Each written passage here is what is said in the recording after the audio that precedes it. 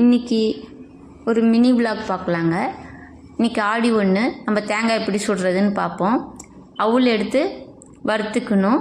அடுத்தது பொட்டுக்கல்ல, நாட்டு சர்க்கரை இல்லைன்னா வெல்லம் போட்டுக்கலாங்க, அவங்கவுங்களுடைய பிரியம். எள் அதெல்லாம் லைட்டாக வறுத்துக்கிட்டு அதுக்கப்புறம் ஒரு தேங்காயை எடுத்து அதனோட குடுமையை பிச்சுட்டு தேங்காய்க்கு மேலே இருக்கிறதெல்லாம் வராய்ச்சி அது கொஞ்சம் முழு நாணவாட்டி இந்த நம்ம சொன்ன இந்த பொட்டுக்கல்ல, வெல்லம், எள் இதெல்லாம் உள்ளே போட்டோம்னா அவிழ் இதெல்லாம் உள்ளே போட்டுருணும். அதுக்கப்புறம் ஒரு குச்சி எடுத்து அதில் குத்தி விட்டுட்டு நம்ம தேங்காய் சுட ஆரம்பிக்கலாங்க. தேங்காய் சுட ஆரம்பிச்சு இது கொஞ்சம் நேரம் ஒரு 15லேருந்து ஒரு 20 நிமிஷம் 25 நிமிஷம் அது சுடுறதோட அமைப்பை பொறுத்து இருக்குங்க. பார்த்துட்டோம்னா கொஞ்சம் மேலே கருப்பாகி இதாச்சுன்னா வெந்துருச்சின்னு அர்த்தங்க. நம்ம எடுத்துட்டு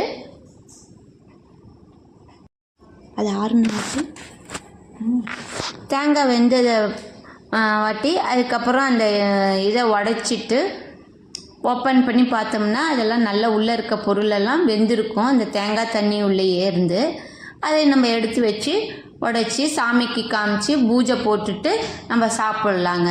அதுதாங்க நம்ம பாரம்பரியம். இந்த பாரம்பரியத்தை நம்ம குழந்தைங்களுக்கு இந்த மாதிரி இந்த நாள் தான் நம்ம செய்வோங்கிறத காமிக்கிறப்ப தான் தெரியும். சொல்லி கொடுக்கறது நம்மளுடைய தலையாய கடமைங்க. குழந்தைங்க ரொம்ப பிரியமாக ஆசையாக சாப்பிடுவாங்க. அதை பார்க்குறதுக்கு நமக்குமே ஒரு தனி ஆசை தாங்க. இதுக்குன்னு நம்ம நம்மளுடைய நேரத்தை ஒதுக்கி அவங்கக்கிட்ட இந்த மாதிரி எல்லாம் செஞ்சு காமிக்கும் போது அவங்களுக்கும் ஒரு பிரியம் வரும். அவங்களுக்கும் நாளை முன்னே இந்த மாதிரி நம்மளும் செஞ்சு கொடுக்கணும், நம்ம செஞ்சு சாப்பிடணும், அவங்களுடைய தலைமுறைகளுக்கும் சொல்லி கொடுக்கவும் வசதியாக இருக்குங்க.